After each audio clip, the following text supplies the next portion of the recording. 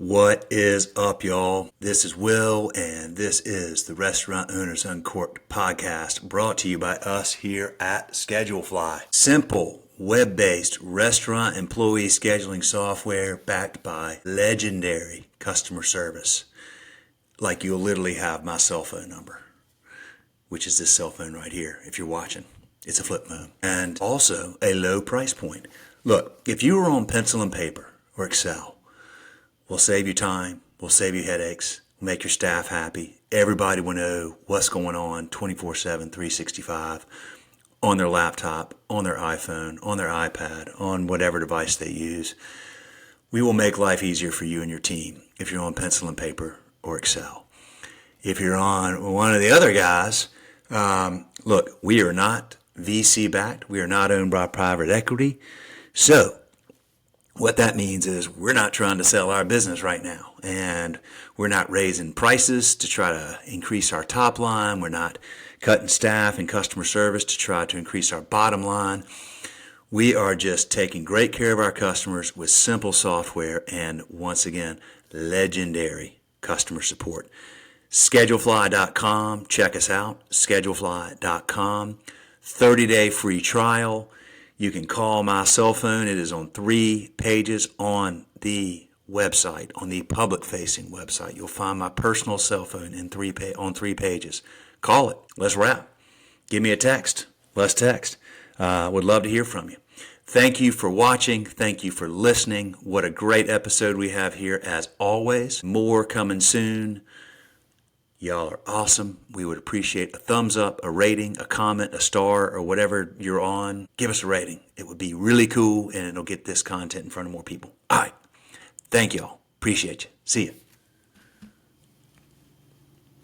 Yeah, you're good. No, that's perfect. All right. Cool. This is We're better. recording, man. Yeah. What's up? All right. So, Shahpour, will you introduce yourself? Good morning. Shahpour Nejad, President, Founder, and CEO of Pizza Guys, 97 store operation starting in California and right now in Nevada. And also, we're opening our first store in Dallas. That's where I am right now. You're there for, okay, I was going to ask you why you're in Dallas. So you're there for the first opening. Well, congratulations to you and the team. Well, we are getting it set up. We're not quite ready to open, but we are getting set up and trying to fine tune everything. But we're preparing for our opening coming up pretty soon. So I read on your website that you have been in the pizza business, if I am remembering this correctly, since 1979. Exactly. 1979. Yes, that's a long time, but I don't feel it. It seems like it was yesterday. Well, so you're at 45 years in the industry, and then when did you started Pizza Guys? Not long thereafter, right? Like 84 or something? Yeah, so my career goes back when, right out of high school and in college, back in Cleveland, Ohio. But then after graduation, I moved to California, and that's where, the Pizza Guys started in 1986. Gotcha. Okay. Okay. So when you started, like, clearly you liked the business early on. You've been in it a long time. What is it about the pizza business that lit your fire? Well, my background, I immigrated to the United States to go to school to get my engineering degree, which I did. I got my mechanical engineering, Cleveland State University. But while I was going to college, my first job was in pizza business, starting as, uh, driver and different positions in the restaurant, and then eventually became the owner of 2 restaurants with my partner, which I appreciate all the help that he gave me and trusted in me. But what I noticed is that you get your journey going with this business. If you do things right, it returns the favor per se, and you can control everything, all your destiny with doing the right thing in the business. And everything I did, it worked. And when it worked, it eventually became my passion. It was my passion because I couldn't even work my original, engineering degree that I wanted to because I was enjoying this journey so much. So when I moved to California, I just pursued the same thing, and I started the Pizza Guys, and the rest is history. Why did you go to California? Because of the weather, to be honest. Because of the weather, because every Ohio. Christmas I was visiting relatives in California, and they were wearing their short sleeve shirts, and we were over there freezing our butts off over there in Cleveland with all the snow and all the cold. And eventually, I said, you know what? I love California, so let's move to California. So that's what it is. It was the weather, to be honest. Where, Weather are and you in Southern California? Northern California, Sacramento. Sacramento. Sacramento Okay. area, yeah. That was the first store that we opened up over here, yeah. But we are all over California now. We are all the way in Southern California, expanding pretty quickly, all the way down to San Diego. Where did you immigrate from? I originally immigrated from Iran as a 16-year-old student, exchange student, and landed in Cleveland, Ohio, not knowing where it is and how cold the climate is and stuff like that. It was just an option. But I enjoyed being there, a lot of good friends, and that's how I got started. Yeah, as a high school student, and then eventually, in college and Cleveland State University studying my mechanical engineering. Yeah. How many of your mechanical engineering classmates also got in the hospitality food service business? I bet you were a rarity. Well, at that time, it was the game of survival. Yeah. If whatever you could do to get going, yeah, I guess. But I'm still in touch with some of my classmates, and I don't remember any of them got into hospitality business. They pursued their own degree, I guess. Well, so okay. So first of all, I mean, just congratulations. Like, what a great story. This is an incredible immigrant story of somebody that came here, got an education, pursued a dream, and here you are 40 plus years later with a successful, still growing business in a highly competitive field. I mean, restaurants and hospitality are challenging industry to start with. And then when you nail down into or drill down into the world of pizzas, there's just tons of competition from Domino's and Papa John's to single location mom and pops and everything in between. When you started Pizza Guys, did you think this is something that like we want to take this concept, make it successful and grow it, or was it just like let's just see if we can make this work? Well, to be honest, at the earliest stages, it was just let's see if we can make it. So it was not a big plan at the beginning, especially after leaving Cleveland, Ohio, and coming to California, and finding out that the taste buds over there in California are totally different than the East Coast. Okay. Here in California, there are a lot more health conscious and different exotic toppings, and in back in East Coast or Cleveland, it was more pan pizza, more meats, more greasy, not too many, not too much the fresh vegetables and stuff like that. So totally different. So I had to rethink. Okay, I have to see what Californian do like and adjust my recipes and stuff like that, and create a unique recipe that is made for local taste buds was the biggest challenge, and we really did our homework, and we got that dialed in. But the idea of expansion and replicating what we do right came after I opened 7 stores. So I opened 7 company stores, and I was lucky to have a good team that were helping me out to start the first 7 stores. After 7 stores, I said, you know what, this is can be done. We can replicate this really easy. But the thing is that in order to do that, I needed to franchise my company. I needed to start franchising, and that's when I contacted an attorney and got all my paperwork, all my stuff done. And then the expansion started in 1994 when I formed my franchise company. Okay, so 84, 85, 86 to 90. Okay, got it. So you Yeah. opened 7 stores in 7 to 8, 9 years. Is that right? 7, 8, 9 years, but the thing is that just getting the franchise company established, that took at least over 2 years. There's a lot of work to it. There's a lot of work. If you want to do it right, you have to do a lot of work into getting it established and do it the right thing, because you can modify stuff, but you better get it right from the beginning. Is Pizza Guys, is it sit down? Is it delivery? Is it both? Tell me about it.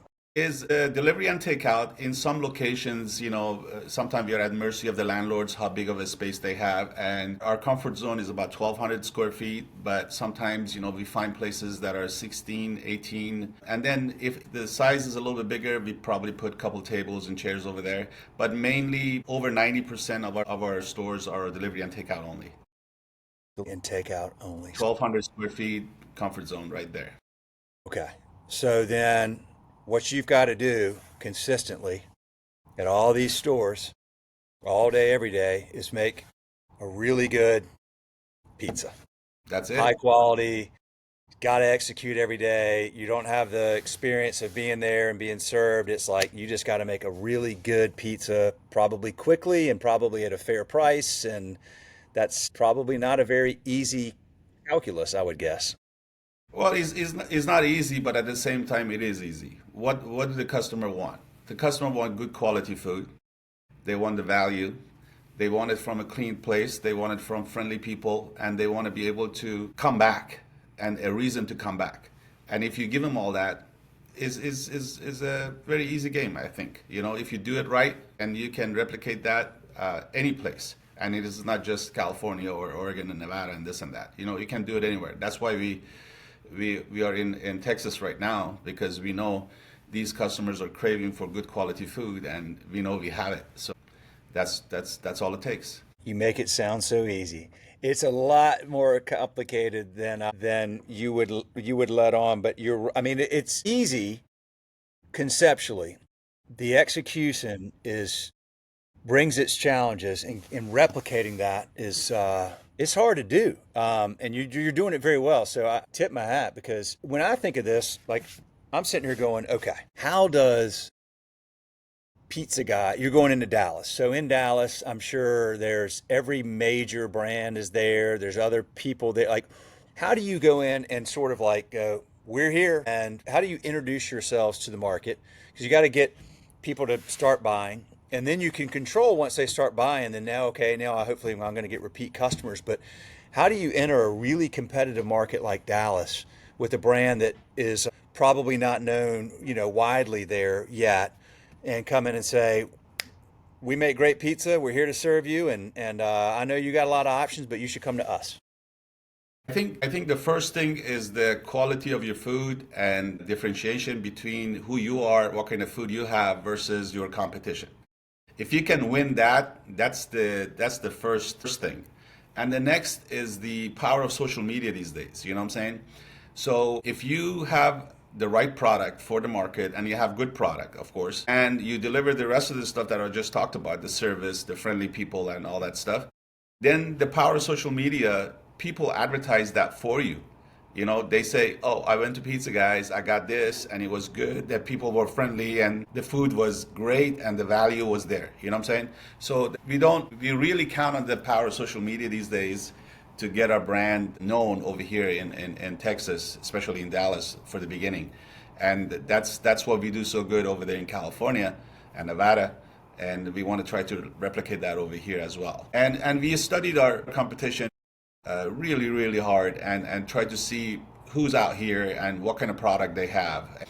And I think we can win really easy in this market because we have superior product. That we had some meeting with our food distributor and stuff. He says, in Texas, we do pretty good barbecue and Mexican food, but we don't have good pizzas. I said, wow, that's nice to hear, so that's why we're here for. Yeah. Well, tell me about the pizza. What makes your pizzas, your ingredients, different and unique and better than what else is out there?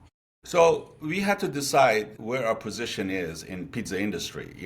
Either we had to fight with the cheap pizzas like the Little Caesars, Domino's, Papa John, $5.99, $7.99 and stuff like that, or we say, hey, we have a better pizza, better ingredients and stuff like that, and you come in for the food, not for the cheap price. And in California and Nevada, we are known for home of the specialty pizza. We have over 27 different specialty pizza, each one unique, each one totally different from another, and as far as the taste and just the superior product. And the other companies cannot do that. And because we are a franchise company and our franchisees are hardworking people that this is their bread and butter. One of the things that I do, I always am in contact with these franchisees and says, you know what, you have to impress these customers, because if you don't, your competition is selling it for $5.99, $7.99. Why should they come to you? They come to you Yeah. because of your quality, because of the value, because of what you do, and you don't take your eyes off of that. You have to make sure that you take care of the customers with that quality and consistency. Because I always put the two words together. I says quality today, which is Monday, is the slower day that you can do quality. That doesn't mean anything. Can you do the same thing at 5 o'clock, 6 o'clock on Friday night when you're so Yep. quality and consistency has to be together, and you have to do it every day. That's why some of the chains that like hamburger chains, that they do that job really well, they're succeeding. So I think we should do the same thing, and we do the same thing. That is the part that always seems challenging, is the consistency. When it's peak times, it's hard to always get that right and execute on that really, really well, because you've got people involved, and people are, you have to have the right people, and you have to have people that can operate under stress and under duress and with a lot happening and with the additional things that you can't plan for, like somebody quit mid shift, or somebody didn't show up because they're sick, or this piece of equipment broke, or whatever. I have a lot of respect, Shahpour, for you and your franchisees and just people in this industry. I've been doing this podcast for like 12 years now. I've done almost 600 episodes, and I'm always amazed at how people can not just survive, thrive for a long time in this industry, which you've done now for almost 5 decades, because it Exactly. is a hard industry. I mean, it's simple in concept, but it is hard to execute right all the time, 7 days a week, 24 hours a day, because one bad day, one bad shift can set you back pretty far. To your point, because of social media, because of Yelp, and because people go on there and just, one bad thing happens and it's like it just kind of blows up. Tell me about, like, as you have to have a high quality product. They're not paying $5.99 or $7.99, so they're going to be more upset if the product is not, Exactly. great. So we better do it right You first got to time. do it right. So how about so tell me about how many franchisees do you all have? You said how many locations, but how Well, many? we have 97 stores open right now, and we have franchisees that open. I mean, they own multiple stores, six, seven, three, four, two, but a lot of ones. But I believe we probably have over 65 different franchisees or so. Got it. Got it. But 97 stores open right now, and some under construction still going for the rest of the year. Okay. So you're there. You're pretty well established in California Yes. and Nevada, and so Texas, is Texas the third state that you're going to be in? Yes, yes. Okay. This is going to be a huge state. We studied the market really, and we were thinking about going to Arizona first, but that's a much smaller place that we can go to. But here we have big cities like Dallas. We have the Houston, San Antonio, Austin. Those are huge places that we can open multiple stores. And already we have like today I have a lot of interviews with potential franchisees, and maybe even a master franchise agreement for different cities. So we're trying to open as many stores as possible, as quickly as possible here, so we can have the footing right in Texas, and get as many stores open as quickly as possible. What are you looking for in a franchisee? So what we are looking for not only investors that have money, but we want franchisees that be hands-on. And if you're not hands-on, either you have to have a team that is hands-on, or you have to believe that they can do the job. And if you come in with money and say, "Hey, I want to open 10 stores, but I'm going to hire managers," and you don't have the team, that's not going to satisfy us. You have to be hands-on at least for the first couple of stores, and then later on, then you can build your team and open multiple without you being hands-on. Your team is going to be hands-on. So that's what we're looking for. Hands on, meaning they're there, they're in the store, they're putting probably a lot of hours in, at least for the first year, I would A think. lot of They're like, hours, but they have to know. I'm not talking about necessarily like making pizzas, but they have to be hands-on, making sure the scheduling is correct, the food ordering is correct, the communication with the customers, the employees, and all that stuff. All of that is correct, and the store is running the way you should. And we can communicate with these franchisees and stuff like that. So that's what we're looking for. how much do So when you're mostly takeout and delivery, how important are the people that work there? And I don't mean the people like making the pizza. I mean the people that are interacting with the guest. I mean, to me, I would think, even just going in to pick up a pizza, if I'm greeted with a smile and eye contact and intention, that to me would seem like that's another arrow in your quiver as a plus for your brand. Is thinking about that right? Yeah, I mean, unfortunately, these days with a lot of automation and stuff like that, and the things that came out after COVID about touchless and that sort of doesn't rub me so well because a customer, you need to interact with the customers. You need to make sure that you greet the customer and you know them by their first name or last name. And I remember myself when I was on my first stores that I would answer the phone and just from the voice I will recognize who it is hi Sam, how are you doing today? Would it be the same? That kind of stuff. You cannot believe what a good feeling they got from me recognizing their voice and knowing that this is my regular customers and stuff like that. And I know it's hard, and after COVID everything changed a little bit, but we don't want to go too far. I mean, we still have all the modern stuff as far as online ordering and third party ordering this and that and stuff. But when the customers interact with you, you better be ready to interact with the customers in a right way and appreciate their business and just make sure that you get to know your customers. That's very important because customers is just a number. They are your bread and butter. You need to make sure you interact with the customers in a positive way for sure. Yeah. Amen. It matters. And you know what? The bar for that is so low, unfortunately, these days. Not in the pizza business, not in the hospitality business. I mean in every business, in every industry. The bar for that is so low, which is unfortunate. However, as a business owner, that's a good thing because sadly, you can kind of just get the basics right. Like what you and I would probably consider the basics. Be intentional, be thankful, be genuine, look them in the eye, thank them for their business. Just the stuff that you should do. Nobody does that, barely anybody. So when you do it, people are like, oh my gosh, what a surprising experience. So it gives you the advantage, I think, these days if you can do that, because I do think people have leaned in so much to technology. And man, it sounds good. It seems cool, but people are people, and people want to feel appreciated.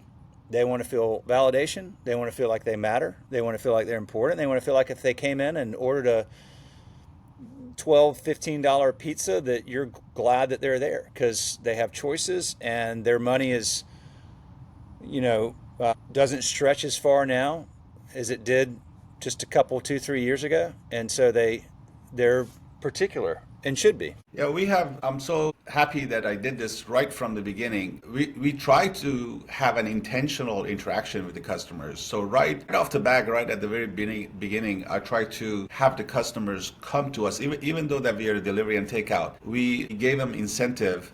Either you get a free 2-liter soda or ice cream or something like that. And we encourage customers to come in so we can interact with them. You know what I'm saying?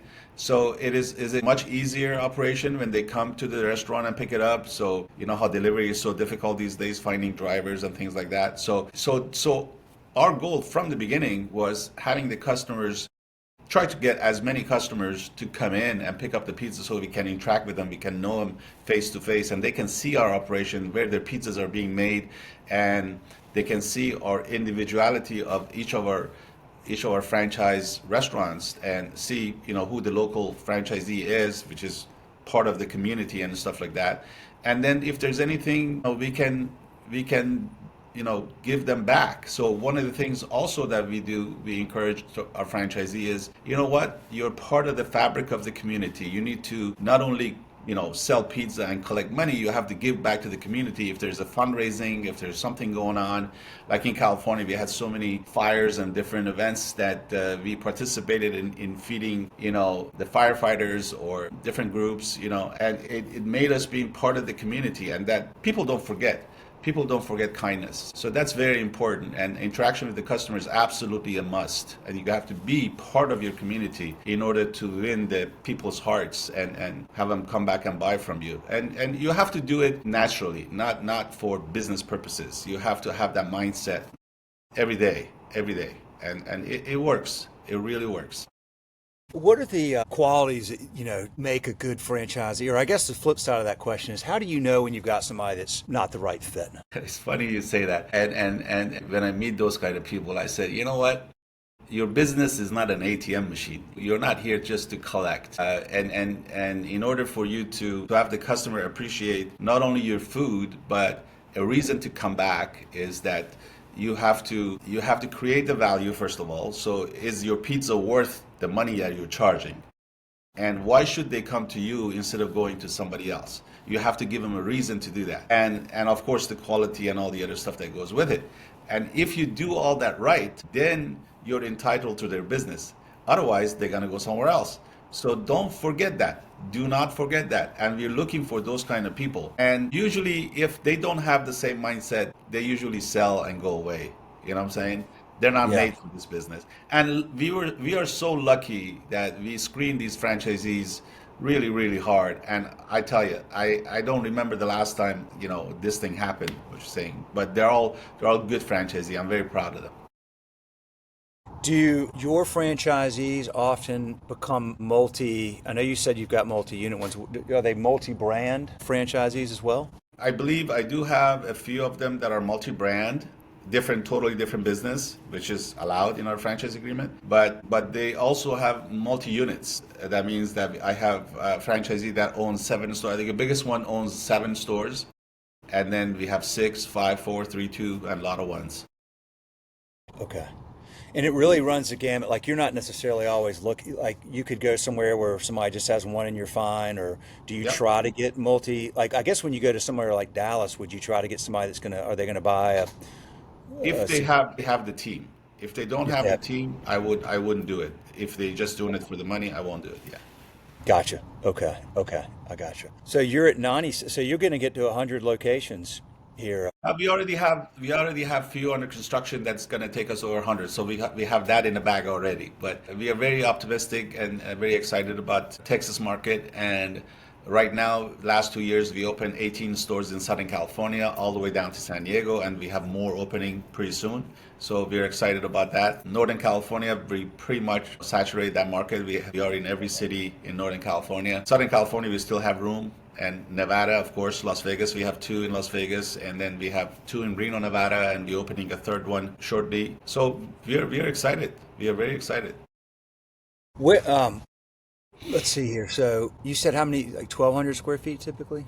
1,200 is our sweet spot. So 1,200 is good. We can go as low as 1,000 square feet, but I don't want to do any less than that. But from 1,200 to 1,600, that will be our, space type that we need. Is it typically like in a strip mall, or where would I find one normally? Well, the thing is that uh, strip centers, inline, very rarely like freestanding. Like we have converted a lot of Papa John's, a lot of Domino's, a lot of Pizza Huts when they vacated their premise and stuff like that. So we have a lot of second generation pizza places that we converted. Anything where you see a typical pizza place, delivery and takeout. Okay, that's interesting. So you'll take one like, so Papa John's, let's say, vacates, and you guys will study that and say, is it because of the Exactly. operator or is it because of the location? If we think it's because the operator wasn't effective, but the location's good, we can go in there and turn that Exactly. around. And okay, gotcha. Exactly, and we have done it many times, and a lot of success stories. And even in our operation, like we have restaurants that maybe sometimes the operator is not doing good, and then all of a sudden somebody else comes and buys that, and then boom, it takes off. What happened is the same place that been open for a couple of years and Yeah. very average, mediocre, and all of a sudden, it took off. So the operator is the most important part of it. You know what I'm saying? Somebody that sees the opportunity and just listens to us and does what we tell them. Because we believe it or not, when I preach to my franchisee, I says at Pizza Guys, we are Pizza Guys University, And university teaches all the students exactly the same, but some of them proudly become, they graduate and, they succeed, and some of them maybe drop out. So it's up to you. It's up to you if you want to succeed. And I really mean it. I really mean it. So we teach everybody exactly the same. There's no difference between one franchisee and the other. And the smart and good students always ask questions and always are engaged, and they're in contact with our corporate office and all of our staff, and that's very important, very important. Absolutely, absolutely. How do y'all, if it's not a existing or wasn't an existing pizza location? Because if it's existing, if it was like Papa John's or something, I'm just guessing. I mean, the layout, the equipment's there. Like it's probably an easier and less expensive lift than just starting fresh, right? Yeah, of course it is, but depends how well is taken care of and what's available and stuff like that. So it could vary as far as the cost of converting it into Pizza Guys, but there's challenges in some, but nevertheless, it is cheaper. It is cheaper if you have an existing. So when you get, okay, so let's say you get somebody there in Dallas and you go, okay, we're going to do whatever, 5 locations over the next number of months or years. How do they find those locations? Do you help them with real estate brokers, or do they find their own? Or I mean, it just seems to me like you got to nail all this stuff, period. But if you get the wrong location, you could be great at product and everything else and just not be in a good location, I would think. That's exactly right. That's the most important. So we do all of our due diligence. First of all, we have a real estate agency company that we deal with, that they're in contact with all the landlords everywhere. Okay, and then we have multiple agents also different places too that we are in contact with, and we tell them exactly what we need, approximate location, because we do all the demographics and stuff, and they try to find us. The next would be the franchisee or the person that wants a location. So they also may be familiar with their neighborhood, and they tell us that something is available, or they think is available, or maybe they own a building. Nevertheless, you know what I'm saying? So Okay. so then we go ahead and check it out, check out the market, make sure it is right, the demographic is correct, the ingress and egress is correct, the population fits our profile and stuff like that. So after we do all that study, then we go ahead and start. Otherwise, we don't. So there's multiple ways of doing this. Okay. Gotcha. Um, so when you decide as a franchisee, okay, I like this concept.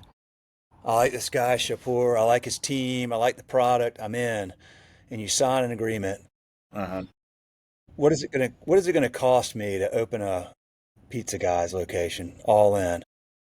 So like I said, because we don't know what kind of space we're going into, if there's any improvement in the existing place, that maybe it was a restaurant or a pizza place or whatever. So we have three tiers, and the cheapest one would be right around, 150 $200,000, if almost like there's very little to do, just bring equipment and turn it around.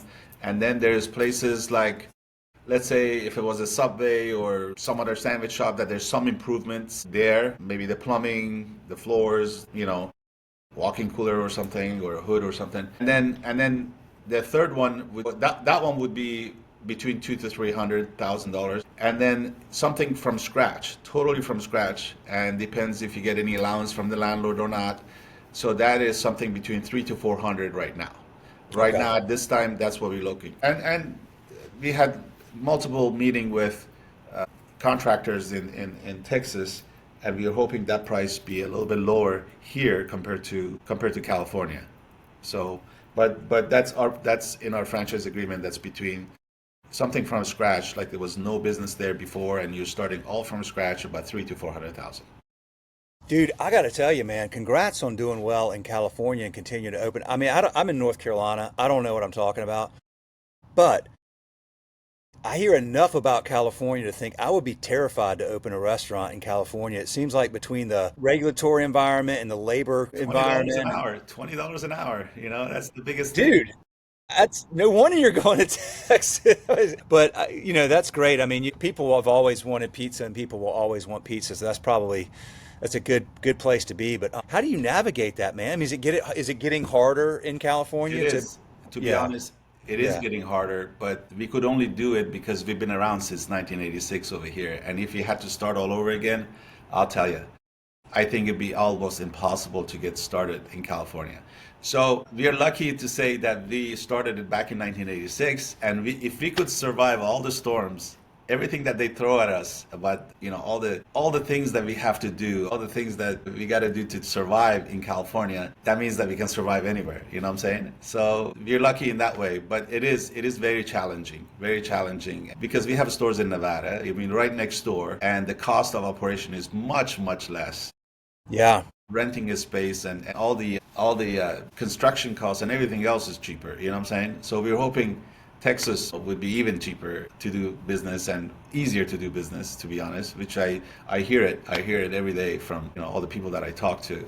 So wish us good luck. Do you need? I know you skipped over Arizona and New Mexico. So you don't really have to have that like state contiguency or these ever expanding concentric circles for your brand. I mean, you're coming into a market where you don't really have anything around you Right. yet. So you establish that as a beachhead. But then would you also look at like could the next state be Florida or somewhere again where there's no, or do you try to expand out from a more central hub like Texas? So I think we thought about that. We thought about really hard that, hey, if somebody wants to open, let's say in Florida, will we jump over there? It is very difficult because we are a kind of company that we are very hands-on with franchisees. We really care about the franchisee and the relationship that we have with them. And it is very costly to have another remote office or personnel in another state and if you only have one or two stores.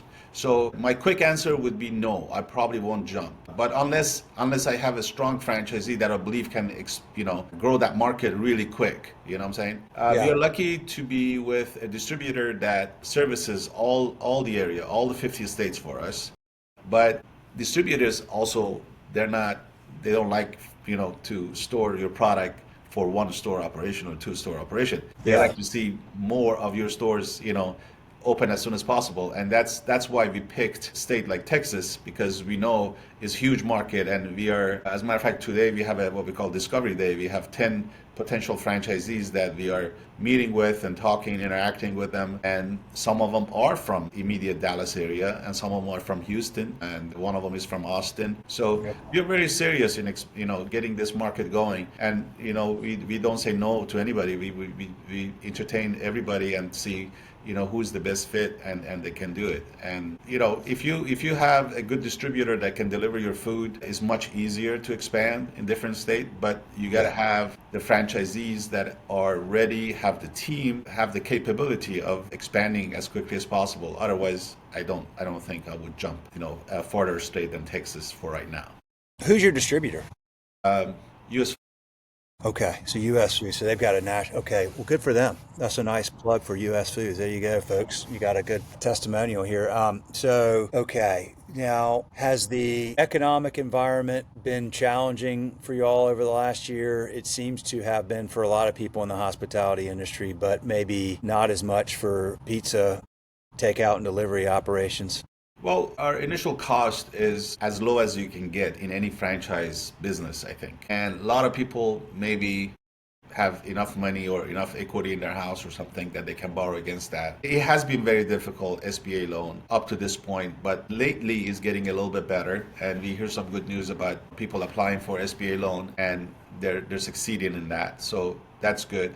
But also we hear that that's even easier in Texas. So if that's the case, then I think our growth is going to be faster if people can, get the SBA loan and get some money to start the first operation. And one of the good thing is that our brand has been around, like you said, for close to 4 years, and they look for that. They look for businesses that are not just new. They've been around for a long time, and they have succeeded in different states. And if they did it, especially in California, then it is Yeah. probably very favorable to these banks to try to give the loan to the franchisees.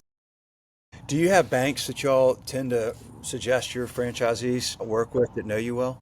Yeah, we do, but it's a franchisee's preference that where they want to go. But yeah, we do. Yeah, I mean it's an interesting thing. The SBA process, you would think it'd be pretty like cookie cutter, but it's not. It's not. Different banks operate, think about it differently. Exactly. Um, yeah, it's a good program. It's just it's a lot. There's a lot more variables or variability in what banks will offer more than I would have expected. I learned a lot about the SBA stuff, and I find it really interesting. So, are there any? So you all just say, hey, here's who we think you may want to try, but if you got a relationship with the bank locally there, go for it or whatever. Okay. Yeah, Yeah. I mean, if we have the connection and we met these people, different banks, and they know our business, they don't have to repeat the application from scratch again because they already have us in their profiles, and that makes it much easier. And then you have a contact person that you can talk to, so it does make it easier. But we leave that to the franchisee to decide, where do you want to get their loan and stuff like that. Do you have to does a potential franchisee Shahpour have to have like a certain net worth or something so you kind of hedge against somebody putting too many eggs in one basket? Yeah, I mean, the money that they have to have, I mean, they cannot borrow all of the money Yeah, to start the store because then is a lot of strain on the store to pay back. So they have to have some down payment. And then the next thing is they have to have enough reserve for at least 6 months.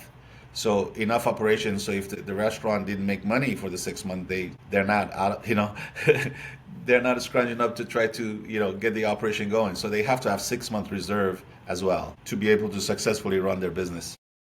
gotcha. Do you sell market and sell the franchise licenses internally, or do y'all outsource that to another firm?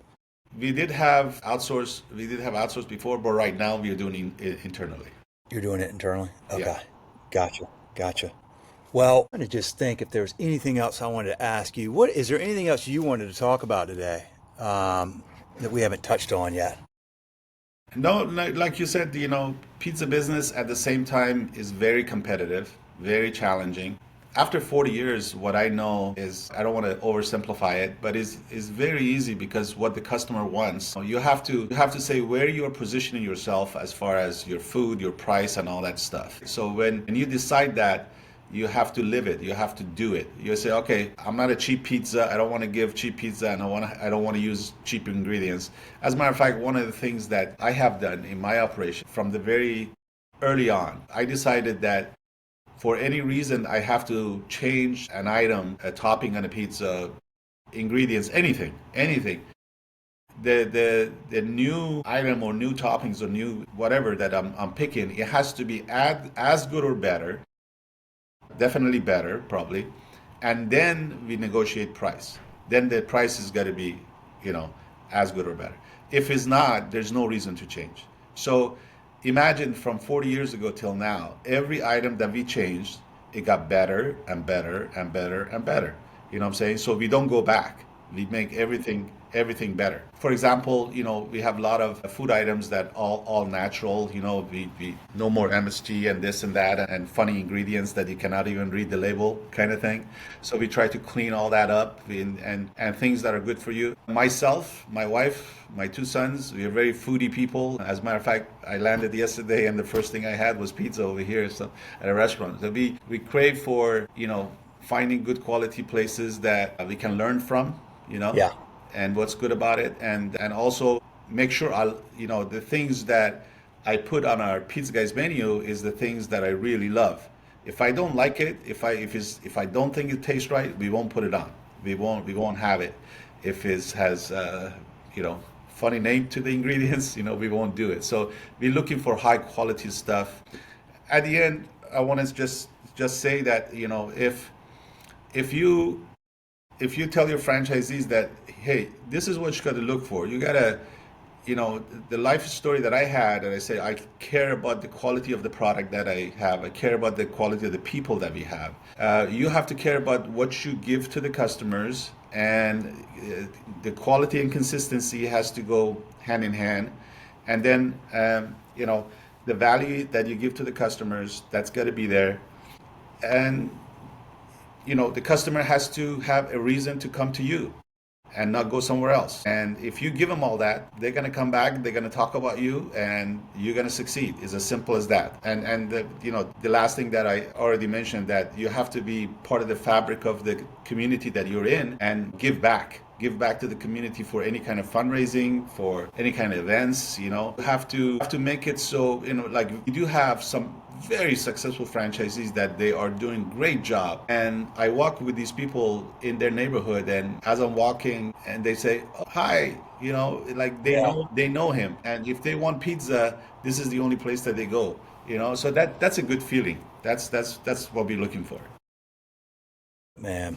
Yeah. Well, I appreciate you taking the time to come on here and share the story. You've got an incredible story of coming to this country and building a really successful business. And I it's owe it to just, my parents. My father and my grandfather, they're all entrepreneurs and stuff like that. And I grew up, having that mindset. I think that helped a lot, to think the same. I didn't even know that I'm going to get into this kind of business, but yeah. I was around them all the time. I was listening as a child to everything that they did, being engaged in how come they're successful in their business. And I think that helped a lot. Well, yeah, it's wonderful to have that, to see that growing up, because being an entrepreneur is can be very, it's hard, right? I mean, you have to take a risk. You have to believe in yourself. It's a lonely road. It comes with a lot of rewards, but it also comes with a lot of stress and anxiety, and the buck stops with you. So, but man, you got an awesome story, my friend, and sustained success for a long period of time. There's, that shows that you I got a have a good good team. formula. I have a very good team at my corporate office. I'm very proud of them, and I'm blessed. And also a good franchise teams.